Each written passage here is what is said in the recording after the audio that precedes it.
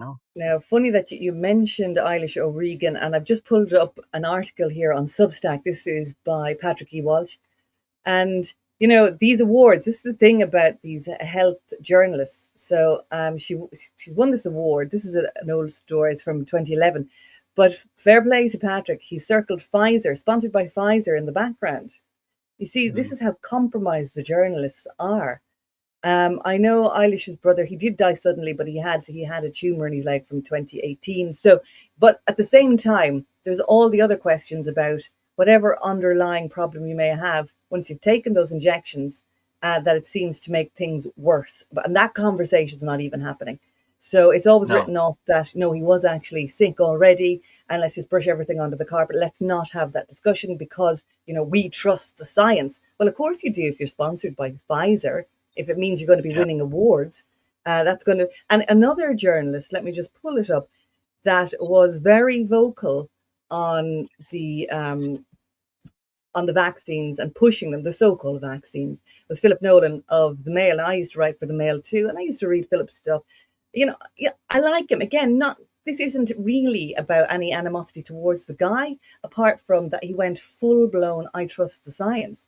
Here he is. I've completed my vaccinia bingo card. AstraZeneca for the first two jabs, Moderna for the first booster, now Pfizer for the second, and he's got a big smiley face. Now, this was August 23rd, 2022. All right. Yeah. So then he went really hard on anybody who said, I'm not comfortable with this. I don't want to take part in this medical trial. We don't know any of the long-term effects. There are no guarantees. It's liability free. Something stinks. The flu didn't disappear. So then this is one of his latest tweets. So some of you know I'm in hospital in Rome, will be for quite some time. Can't really type of thank you. Now, he was flown home by air ambulance. I think he's still in hospital now. And now I don't know what happened to him. It might have nothing to do with all of those injections he took, but because of the stance that he took, he kind of owes us a bit of an explanation. He was kind of, at one point he said he'd flown to all these countries and he was grand, and what were all those anti-vaxxers on about? Well, okay, well then we're owed a little bit of an explanation. You know, is his current Yeah, situation anything to do with all those injections? Spit it out. possibly. But see, there's none of these people going to admit it. Obviously, there's the pride element of it, and no one likes to admit they were wrong.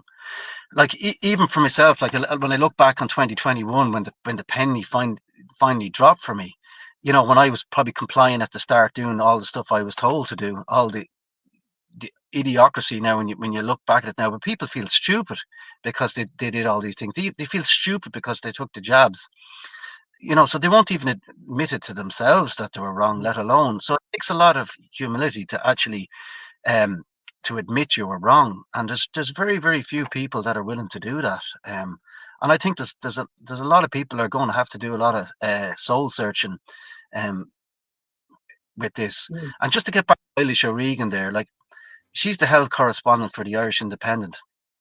She has for the past 4 years, to, in my estimation, she's like a big pharma salesperson. Like, she's never questioned the efficacy or of these so-called vaccines, nor has she highlighted the dangers that are involved in them.